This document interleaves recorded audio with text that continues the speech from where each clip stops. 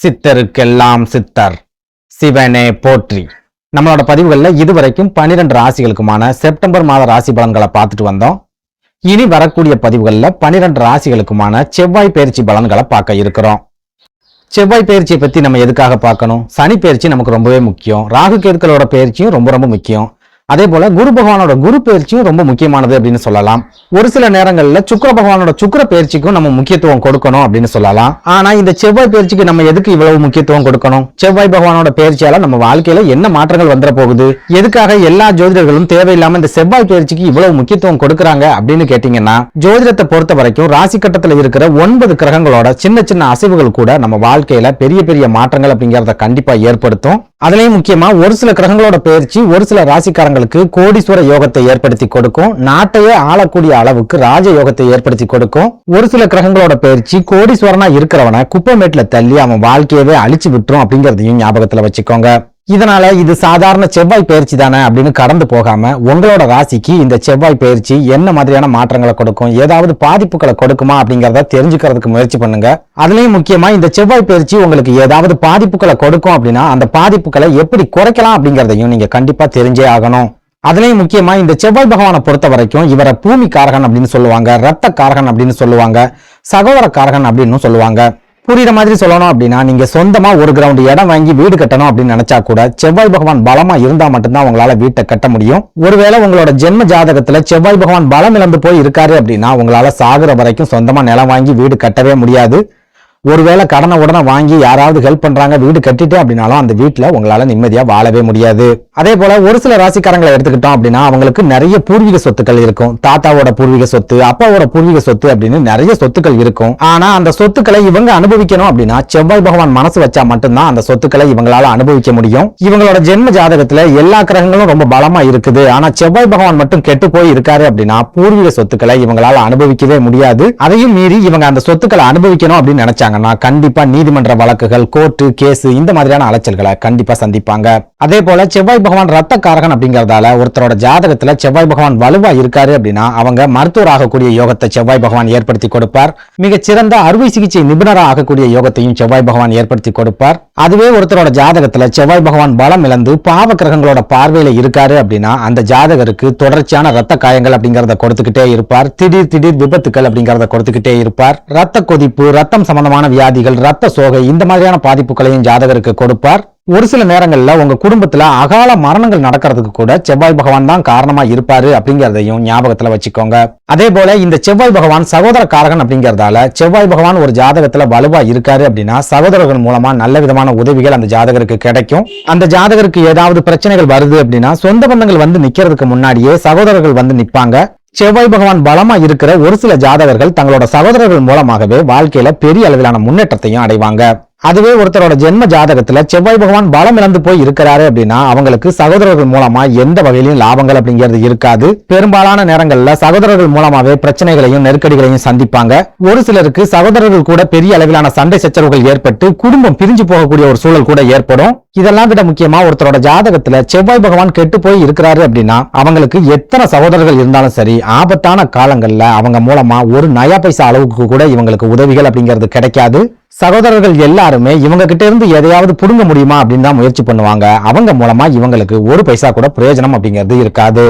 இதனால நீங்க எந்த ராசியை சேர்ந்தவங்களா இருந்தாலும் சரி சாதாரண செவ்வாய் பயிற்சி அப்படின்னு நினைச்சு இந்த செவ்வாய் பயிற்சியை கடந்து போக நினைக்காதீங்க.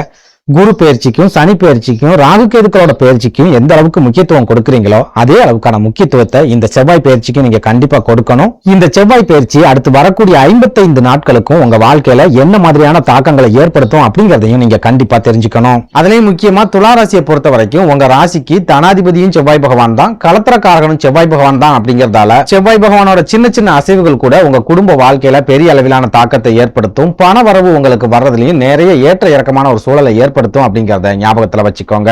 அப்படி பார்க்கும்போது செவ்வாய் பகவானோட இந்த பயிற்சி மத்த ராசிக்காரங்களை விட துலா ராசிக்காரங்களுக்கு உச்சக்கட்ட ராஜ யோகத்தை கொண்டு வரப்போகுது அப்படின்னு சொல்லலாம். எதனால இப்படி சொல்றேன் அப்படின்னா, இது நாள் வரைக்கும் உங்க ராசிக்கு 8வது வீடான மறைவு ஸ்தானம் அப்படின்னு சொல்லப்படுற ரிஷப ராசியில குரு பகவானோட இணைஞ்சு இருந்த செவ்வாய் பகவான் இந்த ஆகஸ்ட் 26ஆம் தேதிக்கு அப்புறமா குரு பகவானை விட்டு விலகி உங்க ராசிக்கு 9வது வீடான பாக்கியஸ்தானம் அப்படின்னு சொல்லப்படுற மிதுன ராசியில வந்து உட்கார்ந்திருக்கார். செவ்வாய் பகவானோட இந்த பயிற்சி துலா ராசி அன்பர்களுக்கு எந்த வகையிலுமே மைனஸ் பாயிண்ட்ஸ் கொடுக்கவே கொடுக்காது. முழுக்க முழுக்க நிறைய பிளஸ் பாயிண்ட்ஸ் அள்ளி கொடுக்கும். அதுலயும் முக்கியமா உங்களுக்கு குரு பலம் இல்லாத இந்த காலகட்டத்துல செவ்வாய் பகவானோட இந்த பயிற்சி ரொம்ப ரொம்ப உச்சபட்ச யோகங்களை கொண்டு வரும். குருவால செய்ய முடியாத யோகங்களை கூட செவ்வாய் பகவான் உங்களுக்கு எடுத்து செய்வார் அப்படின்னு சொல்லலாம்.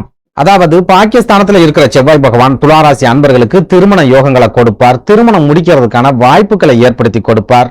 ரொம்ப காலமா நீங்க திருமண தடைகளை சந்திச்சுட்டு வரீங்க அப்படின்னா அந்த மாதிரியான திருமண தடைகளை செவ்வாய் பகவான் கண்டிப்பா உடைப்பார். முக்கியமா திருமணம் சம்பந்தமா நீங்க எடுக்கக்கூடிய எல்லா விதமான முயற்சிகளிலையும் நல்ல விதமான முன்னேற்றங்களையும் செவ்வாய் பகவான் கண்டிப்பா இந்த காலகட்டத்தில் கொடுப்பார்.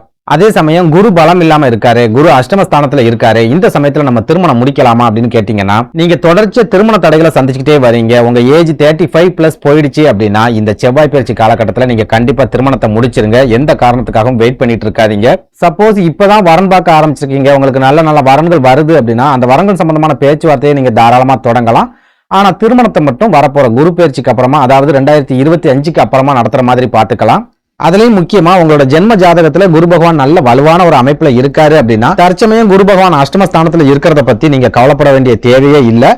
செவ்வாய் பகவான் அருளால நீங்க திருமணத்தை தாராளமா நடத்தி முடிக்கலாம். இன்னும் உங்களுக்கு புரியுற மாதிரி சொல்லணும் அப்படின்னா, குரு பகவான் அஷ்டமஸ்தானத்துல இருக்காரு அப்படிங்கறத காரணமா வச்சுக்கிட்டு உங்களுக்கு வரக்கூடிய நல்ல நல்ல வரன்களை தட்டி கழிச்சிடாதீங்க.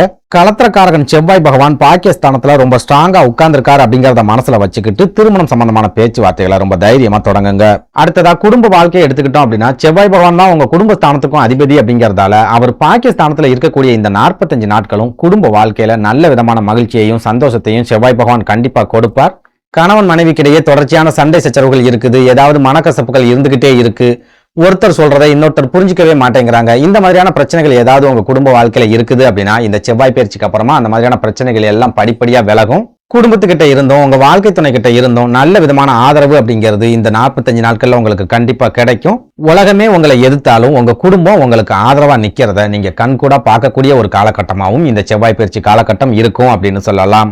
அதே போல பணவரவை எடுத்துக்கிட்டோம் அப்படின்னாலும் தனாதிபதியான செவ்வாய் பகவான் பாக்கியஸ்தானத்துல இருக்காரு அப்படிங்கறதால குறைவில்லாத பணவரவை கண்டிப்பா துளாராசிக்காரங்களுக்கு கொடுப்பார்.